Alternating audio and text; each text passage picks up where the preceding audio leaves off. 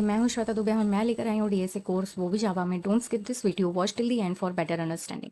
पिछले वीडियो में हमने प्रीव्यू देखा था डीएसए सीरीज का, जो कि था टाइप्स ऑफ डेटा स्ट्रक्चर, और भी बहुत बेसिक चीज़ें हमने उसमें कवर की थी। ये लेक्चर थोड़ा इंपॉर्टेंट होने वाला है और थोड़ा बेसिक लेवल से ऊपर लेवल का होने वाला है, जिसमें हम कवर करने वाले हैं थोड़ा सा एडवांस लेवल, जो समझना बहुत इंपॉर्टेंट है। पिछले वीडियो में भी मैंने कहा था कि ये लेक्चर जो होने वाला है वो बहुत इंपॉर्टेंट होने वाला है। तो हम इसमें देखने वाले हैं कि थोड़ा सा एडवांस लेवल चीज़ें डीएसए में क्या होती हैं। तो स्टार्ट करते हैं हम। ये लेक्चर पार्ट 2 रहने वाला है हमारा।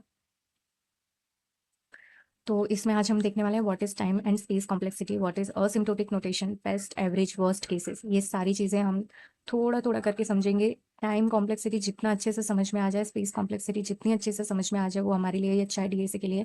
क्योंकि ये जब तक समझ में नहीं आएगा तब तक आपको पता नहीं चलेगा कि आप अपने एल्गोरिदम के लिए टाइम और स्पेस कैसे यूटिलाइज कर सकते हो, आप अपने कोड को कैसे ऑप्टिमाइज बना सकते हो, तब तक आपको समझ में नहीं आएगा।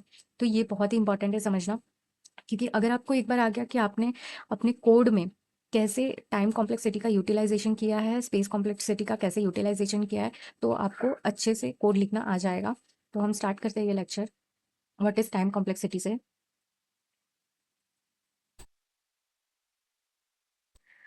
तो टाइम कॉम्प्लेक्सिटी बेसिकली होता क्या है कि आप अपने एल्गोरिदम को परफॉर्मेंस कैसे मेजर करते हो, या फिर उसके साइज ऑफ द इनपुट के बेसिस पे आप उसको कंप्लीट होने तक कैसे मेजर करते हो, ये हमारा एक टाइम कॉम्प्लेक्सिटी होता है। ये मैंने खाली ओवरव्यू दिया है, हम डेफिनेशन के थ्रू समझेंगे कि इसका मतलब क्या होता है टाइम कॉम्प्लेक्सिटी का। देखते हैं। तो time complexity, how much time an algorithm code takes to execute, कितना टाइम लगता है एक एल्गोरिदम या कोड को एग्जीक्यूट होने में या फिर कंप्लीट होने में, तो वो हमारा टाइम कॉम्प्लेक्सिटी होता है।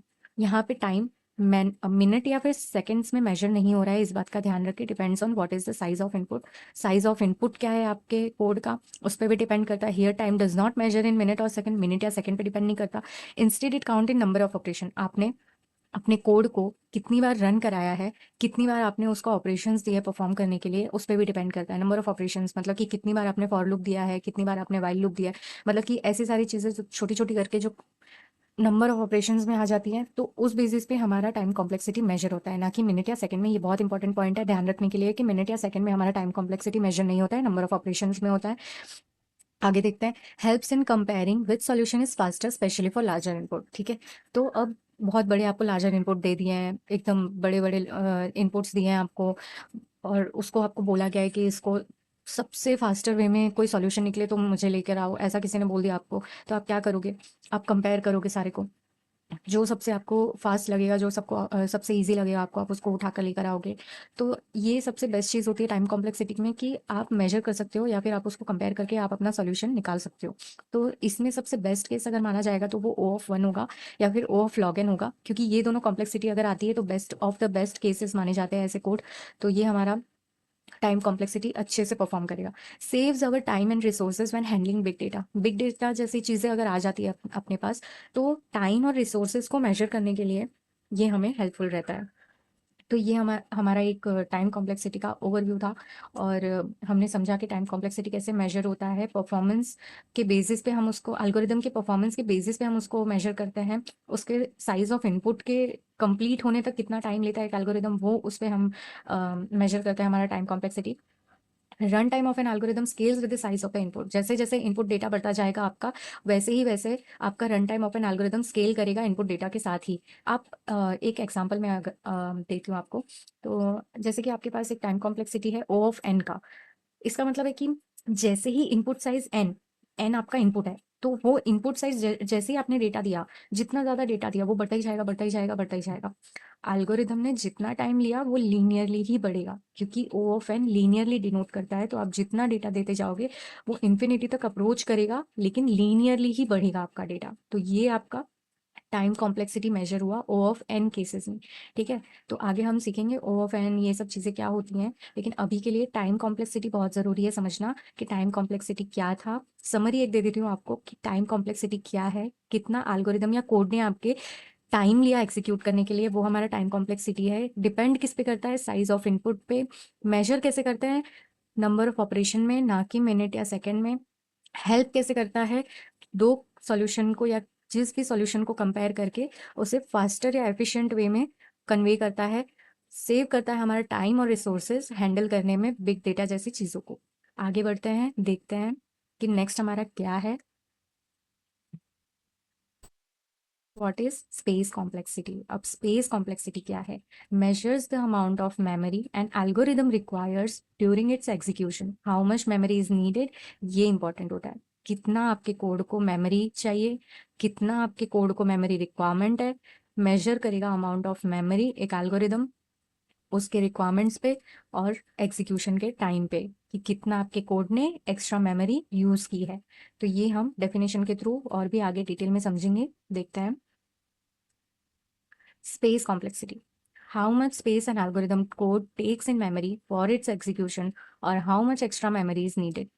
कितना आपने एल्गोरिदम या कोड को मेमोरी दिया या कितना उसने मेमोरी लिया अपने एग्जीक्यूशन के लिए, ये हमारा स्पेस कॉम्प्लेक्सिटी होता है।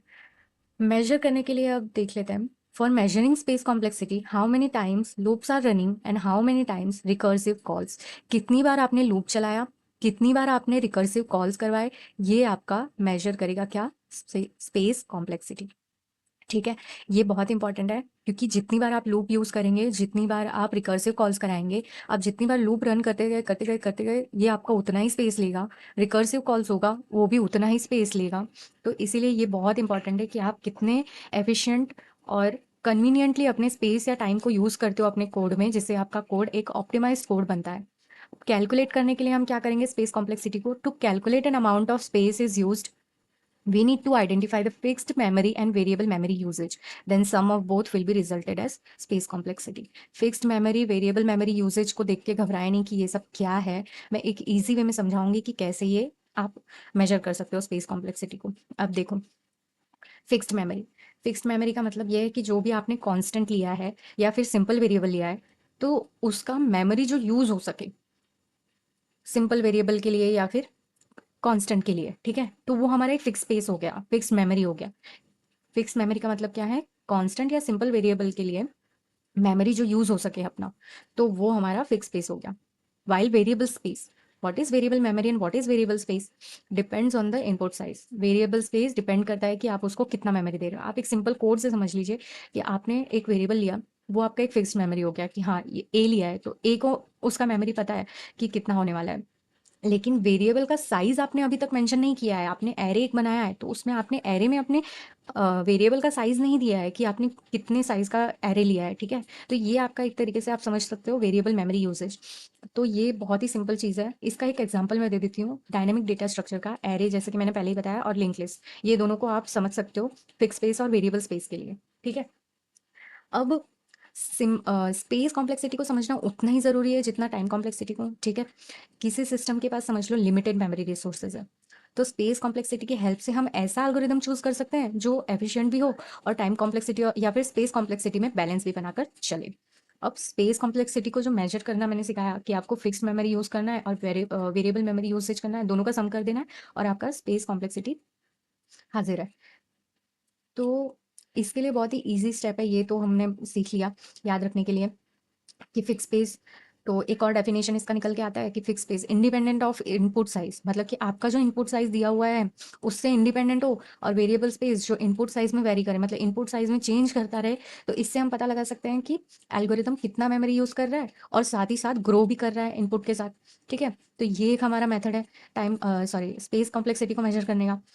अच्छे कॉम्प्लेक्सिटी कुछ कुछ हैं पर मेमोरी रिक्वायरमेंट उनकी ज़्यादा है, जैसे कि क्विक सॉर्ट। अब क्विक सॉर्ट में क्या होगा कि मेमोरी रिक्वायरमेंट ज़्यादा है लेकिन एल्गोरिदम अच्छा है, वो मतलब कॉम्प्लेक्सिटी अच्छे से परफॉर्म कर रहा है। कुछ कुछ ऐसे हैं जो लेस मेमोरी यूज़ करता है लेकिन बबल सॉर्ट। तो बबल सॉर्ट में क्या होता है कि मेमोरी कम यूज़ कर रहा है लेकिन टाइम ज़्यादा ले रहा होगा। ये वाइस वर्सा चलता रहता है और आपके रिक्वायरमेंट ऑफ एप्लीकेशन पे भी डिपेंड करता है कि आपको कैसा मेमोरी को प्रायोरिटाइज करना है या स्पीड को प्रायोरिटाइज करना है, ओके। तो आप ये वाइस वर्सा कर सकते हैं। अब ऐसा ज़रूरी नहीं है कि सिर्फ टाइम कॉम्प्लेक्सिटी को ही मेजर किया जाए। एक केस ऐसा लेते हैं जिसमें एक एल्गोरिदम या कोड को टाइम ज़्यादा लग रहा है, ठीक है। एक एल्गोरिदम या कोड को टाइम ज़्यादा लग रहा है लेकिन मेमोरी कम लग रहा है। टाइम ज़्यादा लग रहा है मतलब मिनट या सेकंड में नहीं, नंबर ऑफ ऑपरेशन में टाइम ज़्यादा लग रहा है लेकिन मेमोरी बहुत कम ले रहा है वो। वहीं पर एक दूसरा कोड है जिसको परफॉर्म करने में टाइम मतलब नंबर ऑफ ऑपरेशन कम लग रहा है लेकिन स्पेस उसमें बहुत ज़्यादा लग रहा है। ये वाइस वर्सा चलता रहता है।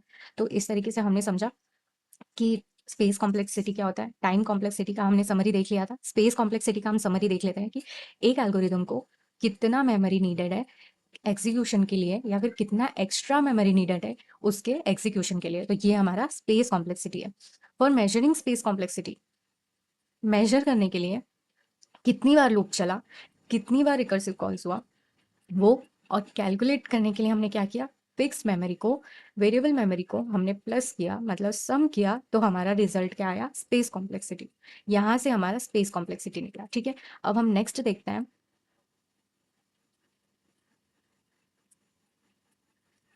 What is asymptotic notation.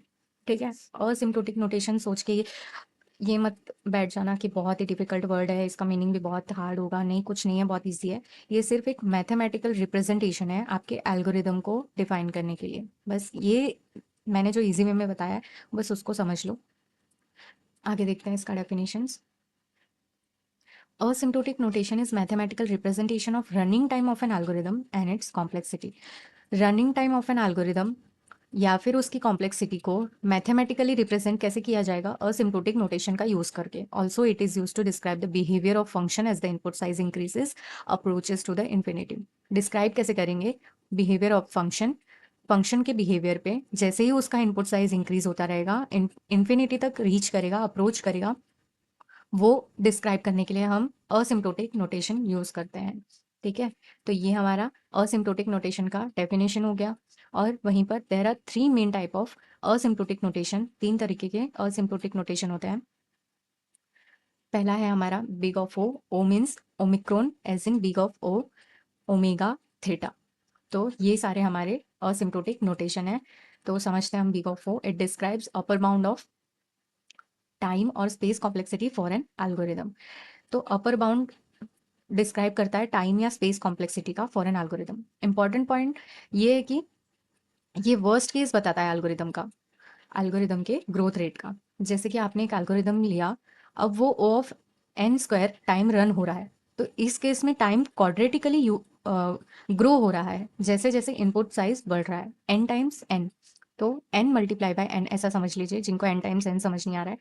तो एन स्क्वायर मतलब क्वाड्रेटिकली, आपने एक बार फॉर लूप लिया तो एन उसमें लिया तो एन आ गया, फिर मल्टीप्लाई किया, एक और फॉर लूप लिया आपने तो एन आ गया, तो N times N to N, N हुआ, तो ये आपका क्वाड्रेटिकली इक्वेशन हो गया। तो ये आपका ओ ऑफ एन स्क्वायर में चला जाएगा। तो ये वर्स्ट केसेस में काउंट होता है क्योंकि ये बहुत ज़्यादा स्पेस लेता है। अब ओमेगा देखते हैं। It describes the lower bound of time complexity और space complexity for an algorithm. ठीक है, और एल्गो का बेस्ट केस डिनोट करता है, ये इसकी खासियत है ओमेगा की। अब एक एग्जांपल लेके समझते हैं। जैसे कि अपने पास टाइम कॉम्प्लेक्सिटी है ओमेगा ऑफ एन है, तो समझ लो कि बेस्ट केस में एग्जीक्यूशन हो रहा है, जो टाइम होगा वो लीनियर फंक्शन के इनपुट साइज से कम नहीं होगा। मतलब कि ओ ऑफ एन जो हमने देखा था तो वो भी लीनियर हो रहा था, अब ओमेगा ऑफ एन है तो वो भी लीनियर होगा। तो लीनियर फंक्शन के इनपुट साइज से जो इसका एग्जीक्यूशन टाइम होगा वो कम नहीं होने वाला है। तो ये था हमारा ओमेगा। थीटा देखते हैं। This represent tight bound average of time और space complexity for an algorithm. तो ये टाइड बाउंड रिप्रेजेंट करता है। टाइड बाउंड से मेरा मतलब है एवरेज बाउंड, मतलब ये वर्स्ट केस भी और एवरेज केस भी दोनों को मिला के बताएगा कि आपका एवरेज केस क्या है। तो ये बोथ डिफाइन करता है, मतलब कि अपर बाउंड भी डिफाइन करेगा, लोअर बाउंड भी डिफाइन करेगा। मान लो एक एल्गोरिदम है जिसकी टाइम कॉम्प्लेक्सिटी है थीटा एन लॉग एन। इसका मतलब ये कि एवरेज और वर्स्ट केस में टाइम लिया होगा ग्रो करने के लिए एन लॉग एन रेट के हिसाब से। तो ये एन लॉग एन के हिसाब से जो बढ़ रहा है हमारा, ये एवरेज भी है और वर्स्ट केसेस में भी काउंट होता है। तो इस तरीके से हमारा टाइम कॉम्प्लेक्सिटी इसमें मेजर होगा थीटा में। तो ये ना अच्छा होगा ना खराब होगा, ये एवरेज रहेगा।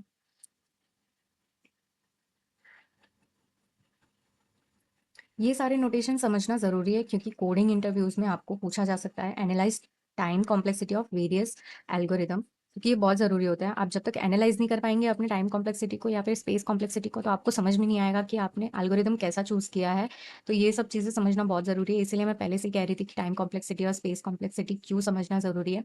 असिम्प्टोटिक नोटेशन एक मैथमेटिकल रिप्रेजेंटेशन है बस समझने के लिए, लेकिन आपको टाइम कॉम्प्लेक्सिटी को यूटिलाइज कराने के लिए, उसको रिप्रेजेंट करने के लिए आपको ये सारी चीज़ें आनी बहुत ज़रूरी है। अब हम आगे देखते हैं।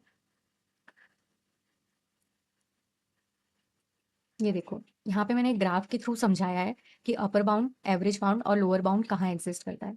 देखो, लोअर बाउंड जो ओमेगा आपका रिप्रेजेंट कर रहा है वो बेस्ट केसेस में आएगा, क्योंकि उसको ज़्यादा मेहनत नहीं करनी पड़ रही है बहुत टाइम ऑपरेशंस परफॉर्म करने में। आप एक बार एन टाइम यूज रिटर्न करवाओगे तो वो तुरंत ही आपका सॉल्यूशन आपको आपके सामने हाजिर कर देगा। एवरेज केस में थोड़ा सा डिफिकल्ट होगा, लेकिन वहीं पे अपर बाउंड में आपको थोड़ा से भी ज़्यादा मेहनत करना पड़ेगा। तो अपर बाउंड थोड़ा वर्स्ट केसेस में इसीलिए काउंट होता है। तो आपने साइज ऑफ इनपुट एन दिया और आप अगर टाइम कॉम्प्लेक्सिटी को मेजर कर रहे हैं, वहाँ पे स्पेस कॉम्प्लेक्सिटी भी हो सकता है टाइम की जगह पर। तो आप कुछ भी उधर ग्राफ में आप इनपुट करा सकते हैं, टाइम की जगह स्पेस या स्पेस की जगह टाइम, आप कुछ भी यूज़ कर सकते हैं। तो ये आपके एल्गोरिदम पे डिपेंड करता है, आपकी कॉम्प्लेक्सिटी पे डिपेंड करता है कि आप क्या यूज़ कर रहे हैं। ठीक है, अब आगे देखते हैं।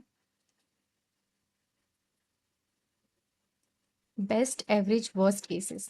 अब कैसे पता चलता है पहले कि हमारा बेस्ट केस यानी कि ओमेगा क्या है, वर्स्ट केस यानी कि big of O, average case यानी कि थीटा, ये सब है क्या। ठीक है, तो ये हम वन बाय वन समझेंगे। यहाँ पे एक एग्जांपल देखिए बेस्ट केस का। आप नंबर वन इंडाइसेस पे बेस्ट केस देख रहे हैं क्योंकि वो सबसे पास है एरे के। तो अगर आप इसको काउंट करना चाहेंगे तो आपको ये तुरंत मिल जाएगा। तो ये हमारा बेस्ट केस हुआ। एवरेज केस में थोड़ा सा हम आगे मूव फॉरवर्ड होंगे तो थर्ड पे आएगा, तो वो हमारा एवरेज केस हुआ क्योंकि हमें इसे फाइंड करने में ज़्यादा टाइम नहीं लगेगा। लास्ट है हमारा वर्स्ट केस, जो कि लास्ट नंबर यानी कि लास्ट इंडाइसेस पे हमारा एक नंबर स्टोर्ड है, एक वैल्यू स्टोर्ड है जिसको हमें फाइंड करने के लिए बहुत टाइम लगेगा।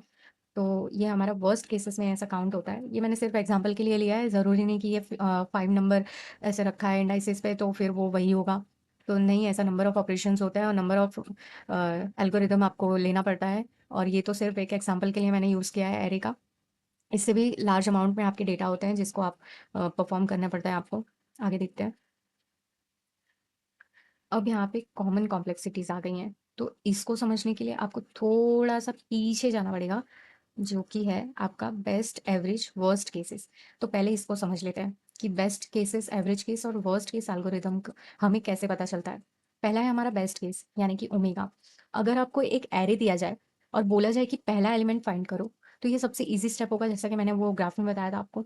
ठीक है, ये ग्राफ देख लेते हैं। यहाँ पे सबसे पहला इंडाइसेस आपको फाइंड करना है, तो ये इजीली फाइंड हो जाएगा। आप एक ऐसे एग्जाम्पल से समझिए कि आपने 1 महीने पहले पढ़ा, तो वो आपका बेस्ट केस है। आपने 10 दिन पहले पढ़ा, वो आपका एवरेज केस है। आपने 1 दिन पहले पढ़ा, वो आपका वर्स्ट केस है। तो इस तरीके के एग्जाम्पल से आप पता लगा सकते हैं बेस्ट केस, एवरेज केस और वर्स्ट केस। तो ये था हमारा worst case, average case, this type of cases. तो ये हमारा लास्ट था, लेकिन इसके आगे मैंने थोड़ा सा ऐड किया है, जैसे कि आपने देखा था ओ ऑफ वन वाला कॉमन टाइम कॉम्प्लेक्सिटी। तो जो है हमारा ओ ऑफ वन मैंने यहाँ पे मेंशन किया है, वो कांस्टेंट होता है, तो सबसे बेस्ट केसेस में ये हमारा काउंट होता है। ओ ऑफ एन लीनियरली जाएगा, आप जितना डेटा इसको फीड कराते जाओगे वो अप्रोचेस टू द इन्फिनिटी होगा, फिर वो लीनियरली ही जाएगा। लॉग एन लॉगरिथमिक होता है। एन स्क्वायर का भी एग्जांपल आपको दिया था क्वाड्रेटिक का, कि आप 2 बार अगर फॉर लूप यूज करते हो, फॉर लूप के अंदर फॉर लूप यूज करते हो, या फिर फॉर लूप के बाहर आप फॉर लूप के बाहर आप अगर फॉर लूप यूज करते हैं, तो आपका क्वाड्रेटिक काउंट होगा। Of N log N linear growth भी होगा और साथ साथ लॉगरिथमिक ग्रोथ भी होगा। ओ ऑफ टू एन ये आपका एक्सपोनेंशियल है। O of n factorial, n factorial का एक बेस्ट एग्जांपल मैं आपको दे सकती हूँ, वो है आपका रिकर्सिव फंक्शन। अब जितनी बार रिकर्सिव फंक्शन यूज करेंगे, आपका कोड उतना ही वर्स्ट होता जाएगा और वो वर्स्ट केसेस में काउंट होगा। और सबसे वर्स्ट केस है ओ ऑफ एन फैक्टोरियल। तो हमारा जो रिकर्सिव फंक्शन होता है वो हमारा एन फैक्टोरियल कॉम्प्लेक्सिटी का होता है, तो उससे वर्स्ट केसेस में काउंट किया जाता है। इसका एक ग्राफ मैंने बनाया है जो हम लास्ट में देखेंगे। पहले एक एग्जांपल देख लेते हैं इसका। ओ ऑफ वन का मैंने बनाया है, तो ओ ऑफ वन का एग्जांपल देख लेते हैं। देखो, public static int add element. अब ये लीनियरली है, मैंने बोला था लीनियर में सिर्फ एक एन यूज करेंगे तो आपका पता चलेगा कि आपका लीनियर है। अगर आप कांस्टेंट चाहिए तो आप एक एलिमेंट को खाली ऐड करा दो, बस एक ही एलिमेंट को आपने ऐड कराया और आपने रिटर्न भी वही कराया, बार बार वही रिपीट होता रहेगा, तो ये हमारा कांस्टेंट हो गया। ठीक है, अब हम आगे देखते हैं। ऐसे मैंने 3 एग्जांपल लिए हैं important. O of N linear, जैसा मैंने बताया था, एक फॉर लूप लिया है आपने और जिसमें आपने आई लेस देन एन यूज़ किया है, तो जो वन टाइम एन यूज़ किया है वो लीनियरली चलता ही जाएगा, इसीलिए इसकी कॉम्प्लेक्सिटी हो जाएगी ओ ऑफ वन की। और पिछले वाले में जो कांस्टेंट था उसमें आपने सिर्फ रिटर्न कराया था वन टाइम एन जो कि कांस्टेंट ही है, तो इसीलिए उसकी कॉम्प्लेक्सिटी हो गई थी ओ ऑफ वन। ये है ओ ऑफ एन स्क्वायर क्वाड्रेटिकली की एग्जाम्पल। और इसमें आप देख सकते हैं कि फॉर लूप के बाहर फॉर लूप यूज़ किया है, आई के लिए अलग से यूज़ किया है फॉर लूप, जे के लिए अलग से फॉर लूप यूज़ किया है, तो दोनों के लिए जो एन टाइम्स एन होगा वो ओ ऑफ एन स्क्वायर हो जाएगा। तो ये है हमारा क्वाड्रेटिकली का एग्जाम्पल। तो इसमें आप ध्यान से समझ सकते हैं कि आपकी कॉम्प्लेक्सिटी कैसे काउंट होती है, आप कितने कोड आपके बेसिक ही हैं, जो आप डेली लाइफ कोड करते हैं वही आपके कोड है। बस इसमें रहता है आपको समझना है कि टाइम कॉम्प्लेक्सिटी आप कैसे मेजर कर सकते हैं और इसके बेसिस पे आप अपने कोड को कितने अच्छे एफिशिएंट वे में और कितने ऑप्टिमाइज वे में लिख सकते हैं, ये मेन होता है। तो इसीलिए हम डीएसए को सीखते हैं कि कितने एफिशिएंट वे में हम अपने टाइम को यूज़ कर सकते हैं और अपने स्पेस को यूज़ कर सकते हैं, ये इंपॉर्टेंट होता है। अब लास्ट है हमारा ग्राफ। ये मतलब मोस्ट इंपॉर्टेंट ग्राफ है, बस थोड़ा सा याद रखने की ज़रूरत है, बहुत थोड़ा। जिसमें मैंने आपको पहले ही कहा था कि ओ ऑफ वन कांस्टेंट है तो सबसे बेस्ट केस में आता है, उसके बाद लॉग एन है, ओ ऑफ लॉग एन, फिर लीनियरली जो आपका जा रहा है वो ओ ऑफ एन है, फिर उसके बाद थोड़ा थोड़ा एवरेज होता जा रहा है आपका ओ ऑफ एन लॉग एन, उसके बाद ओ ऑफ एन स्क्वायर, फिर धीरे धीरे सारे वर्स्ट केसेस में आते जा रहे हैं, O of two raise to n, O of n factorial सबसे वर्स्ट, इसीलिए मैंने उसको ब्लैक कर दिया है।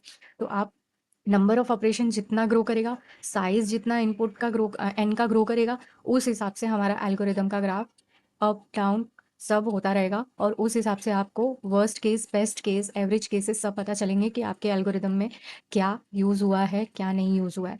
एक अगर एग्जामिनर भी होता है तो वो आपके कोड को चेक करेगा कि आपने कोड किस तरीके से लिखा है। कॉलेज लेवल में तो मैं हमेशा कहती हूँ कि कॉलेज लेवल पे आपको एबीसीडी वाले कोर्स ही पढ़ाए जाते हैं तो आपको इतना आइडिया नहीं लगता है, लेकिन आप जब एक कंपनी लेवल में जाते हैं तो आपको आइडिया लगता है कि आपने जो कोड लिखा है वो कितना ऑप्टिमाइज लिखा है, कितना क्लीन कोड जिसे कहते हैं वो कैसे लिखा है, वो ज़्यादा इंपॉर्टेंट होता है हमें समझना। तो हम डीएसए करके जो हम क्लीन कोड लिख पाते हैं और नॉर्मली जो कोड हम सीख के लिख पाते हैं वो बहुत ही अलग वे होता है सीखने का एक। इसीलिए मैं कहती हूँ डीएसए सीखो। डीएसए बहुत ईजी है, सबको लगता है बहुत हार्ड है, डेफिनेशन वगैरह देख के मैथमेटिकल नोटेशंस वगैरह देख के लोग डर जाते हैं, लेकिन ऐसा नहीं है। हम जो डेली कोड में हम यूज़ कर रहे होते हैं अपने फॉर लूप हो गया वाइल लूप हो गया, उसमें जो छोटी छोटी चीज़ें हैं बस उसे हमें मेजर करनी होती है, हमें देखना होता है, एनालिसिस करना होता है उसका कि हम कैसे ऑप्टिमाइज उसको यूज़ कर रहे हैं, कैसे क्लीन तरीके से हम उसको लिख रहे हैं, ये हमारा इंपॉर्टेंट होता है उसमें। बाकी कुछ भी इसमें डाउट हुआ हो तो प्लीज़ कमेंट डाउन बिलो कि आपको क्या ख़राब लगा क्या नहीं लगा, तो मुझे पता चलेगा कि और क्या इसमें मुझे ऐड करना चाहिए आगे के लेक्चर्स में। देखो आज के लेक्चर में हमने बहुत ही इजी वे में टाइम कॉम्प्लेक्सिटी स्पेस कॉम्प्लेक्सिटी को कवर कर लिया, साथ ही साथ हमने असिम्प्टोटिक नोटेशन देख लिया जो कि बहुत डिफिकल्ट है समझना, लोगों को समझ नहीं आता कि असिम्प्टोटिक नोटेशन क्या होता है। यहाँ पे मैंने इजीली कवर कर दिए हैं सारे के सारे, और कितने टाइप्स के कॉम्प्लेक्सिटी है वो भी मेंशन कर दिया है। ये ग्राफ जैसे कि आप देख रहे होंगे इस ग्राफ के थ्रू भी पूरा समझा दिया है मैंने। इसके बाद में बेस्ट केस क्या है, एवरेज केस क्या है, वर्स्ट केस क्या है, ये सब याद रखने की ज़रूरत नहीं है, आप खुद ही प्रैक्टिस करते रहेंगे जब तक कोड का, तब तक आपको समझ में आने लगेगा कि आपका सबसे वर्स्ट केस क्या है। सबसे वर्स्ट में वर्स्ट केस अगर आपको याद रहना होगा तो आपको फैक्टोरियल याद रह ही जाएगा, क्योंकि वो सबसे वर्स्ट है, क्योंकि रिकर्सिव फंक्शन जितनी बार कॉल होगा आपका उतनी बार आपका स्पेस ज़्यादा यूज़ होगा, जिसकी वजह से वो वर्स्ट केस में रहता है। तो सबसे लास्ट में आप उसको याद कर लेंगे तो वो याद ही रह जाएगा। ओ ऑफ वन कांस्टेंट कांस्टेंट है तो कुछ करेगा ही नहीं, तो उसका कुछ लेना देना ही नहीं है, तो वो सबसे बेस्ट केस में आ गया। फिर उसके बाद है लॉगरिथमिक एन, लॉगरिथमिक एन थोड़ा सा बेस्ट केसेस है। उसके बाद एवरेज केस में आ गया आपका ओ ऑफ वन जो लीनियरली चल रहा है, ये आपका एक अच्छा एग्जाम्पल हो गया। उसके बाद धीरे धीरे बढ़ते रहेंगे आप, ऐसे करके आपको ये सारे कॉम्प्लेक्सिटीज याद हो जाने चाहिए। नहीं भी याद होंगे तो आप प्रैक्टिस करके याद कर सकते हैं, कोई कंपलसरी नहीं है। but make sure to try write your code in clean and efficient manner because it is important, क्योंकि आप डीएसए कर रहे हैं ना कि कोई नॉर्मल। यहाँ पे मैं वो एरे सिखा रही हूँ या फिर लिंक लिस्ट सिखा रही हूँ जो उसमें आपने कोड किया और थोड़ा बहुत हो गया, नहीं, आपको डीएसए करना है तो प्रैक्टिस इज मस्ट, बहुत ज़रूरी है आपको प्रैक्टिस करना। और इसके बाद हम करने वाले हैं स्टार्ट कोडिंग थोड़ा बहुत, जो कि एक कोड मैं आपको और दिखा देती हूँ। तो जो मैंने इसका कोड लिखा था यहाँ पे एक देख रहे होंगे, जैसा कि यहाँ पे देख रहे होंगे कि एन टाइम जो मैंने लिया था ये ओ ऑफ वन का ही एग्जांपल है जो मैंने जावा में अच्छे से लिखा है। पब्लिक क्लास DP1, डीपी मैंने खाली एक नाम लिया है बस ऐसे ही, मैं कोई मीन नहीं करना चाहती थी बस, तो एक क्लास ऐसा बना लिया मैंने नॉर्मली। तो public class static void print items, तो मैंने एक बस एग्जांपल ऐसे ही देखा था, तो मैंने उसको सोचा कि आपको समझाना बेटर रहेगा इस वे में।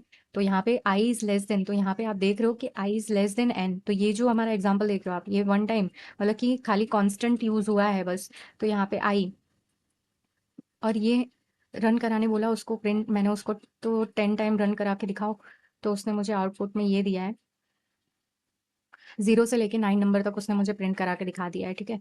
तो ये है मेरा O of n, sorry O of one का एग्जाम्पल, जो मैंने रन करा के भी दिखाया आपको। तो ऐसे आपको प्रैक्टिस करना है, और इसके बाद मैं स्टार्ट करने वाली हूँ